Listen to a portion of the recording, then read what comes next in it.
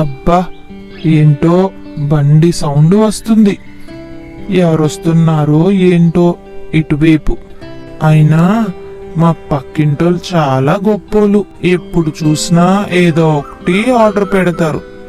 మేము ఉన్నాము, ఏమీ ఆర్డర్ పెట్టలేము, ఏమీ తినలేము. మాలాంటి పేదోళ్ళు బతుకులు ఎవరు పట్టించుకుంటారు? ఎవరు పట్టించుకోరు అసలు. నాకు కూడా తినాలని ఉంటది. అయినా ఈడు భలే వస్తాడు వారానికి 4-5 సార్లు. ఇంతకీ ఆ డబ్బాలో ఏంటి ఉంటదబ్బా? ఇల్లి అక్కని అడుగుదాం ఏముంటదో ఏంటో. అక్క, అక్క, ఏం చేస్తున్నావు అక్క అక్కడ? నీకొక విషయం చెప్పాలి, ఇటురా అక్క. ఏంట్రా తమ్ముడు, ఏమైనా కావాలా నీకు? ఆకలి వేస్తుందా? ఏమీ లేదక్క. మనం ఎందుకు పేదోళ్ళ ఇంట్లో పుట్టాము? ఎందుకు గొప్పవాళ్ళ ఇంట్లో పుట్టలేదు? అదే గొప్పవాళ్ళ ఇంట్లో పుట్టుంటే రోజు బండి మీద ఏదో ఒకటి ఆర్డర్ పెట్టుకోవచ్చు కదా. చూడు, పక్కింటికి వస్తాడు కదా, అలా మనం కూడా ఆర్డర్ పెట్టుకోవచ్చు కదక్క, ఏదో ఒకటి. అదేంట్రా తమ్ముడు అలా మాట్లాడుతున్నావు? తప్పు, నువ్వు చిన్నోడు కదా, అలాంటి మాటలు మాట్లాడకూడదు. భగవంతుడు ఎంత ఇస్తే అంత, మనం ఉన్న దాంట్లోనే సంతృప్తి చెందాలిరా. అయినా నీకు ఇప్పుడు ఏం కావాలో చెప్పు, నేను చేసి పెడతాను కదా. అలాగే అక్క. అయినా ఎప్పుడు ఏం అడిగినా ఏదో ఒకటి చెప్తావు నువ్వు. చూడు, ఆ బండి మీద ఏదో తెచ్చాడు, నాకు అలాంటిది కావాలి. అందులో పిజ్జా అని రాసుంది బండి మీద, పిజ్జా హట్ అని కూడా రాసుంది. నాకు అలాంటిది కావాలి అక్క. మనం కూడా ఆర్డర్ పెట్టుకుందామా? చూడరా తమ్ముడు, ఇల్లు గడవడానికే కష్టంగా ఉంది, అవునా కాదా? నీకు అన్నీ తెలుసు. కాకపోతే మన దగ్గర అంత డబ్బులు లేవు కదరా తమ్ముడు.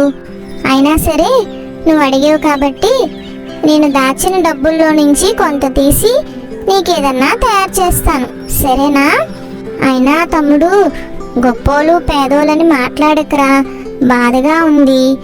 చూడు, మనం ఉన్న దాంట్లోనే సంతోషంగా ఉన్నాం, ఏ కష్టం లేకుండా సంతోషంగా ఉన్నాం కదరా తమ్ముడు.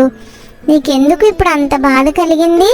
నీకు వెరైటీగా నేను ఏదన్నా చేసి పెడతాను కదరా. 2 నిమిషాలు ఆగు, కోడికి నేను ఈ కొర్రలు వేసి వస్తాను. ఒరే తమ్ముడు, అవునట్టు చెప్పడం మర్చిపోయినరా, మన కోడి గుడ్డు పెట్టింది. ఇప్పుడు ఆ గుడ్డుతోనే నీకేదన్నా చేసి పెడతానే. అలాగే అక్క, నువ్వేం చెప్తే నేను అదే చేస్తాను. అయినా నేను గుడ్ బాయ్ అని అంటావు కదక్క. అయినా ఎప్పుడు నీ మాటకి నేను ఎదురు చెప్పను కదక్క. నువ్వేం చెప్తే నేను అదే వింటానక్క. నువ్వు బంగారం రా తమ్ముడు, నేనేం చెప్పినా శ్రద్ధగా వింటావు, అన్నీ నేర్చుకుంటావు. ఇంకెప్పుడు ఇలాగా గొప్ప పేద కోసం మాట్లాడకరా, నాకు బాధ అనిపిస్తుంది. నేను ఇంత కష్టపడుతున్నది నిన్ను మంచిగా చదివించడానికి కదా.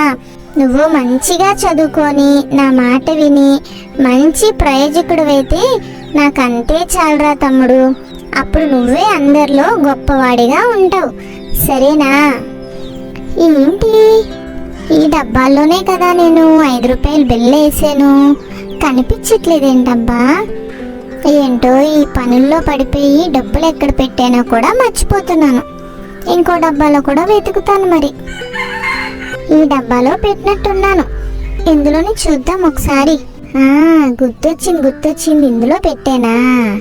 ఒరే తమ్ముడు, తమ్ముడు, ఈ 5 రూపాయలు తీసుకెళ్ళి ఒక లేస్ ప్యాకెట్ తీసుకొని రారా, నీకు కావలసిన పిజ్జా చేసి పెడతాను.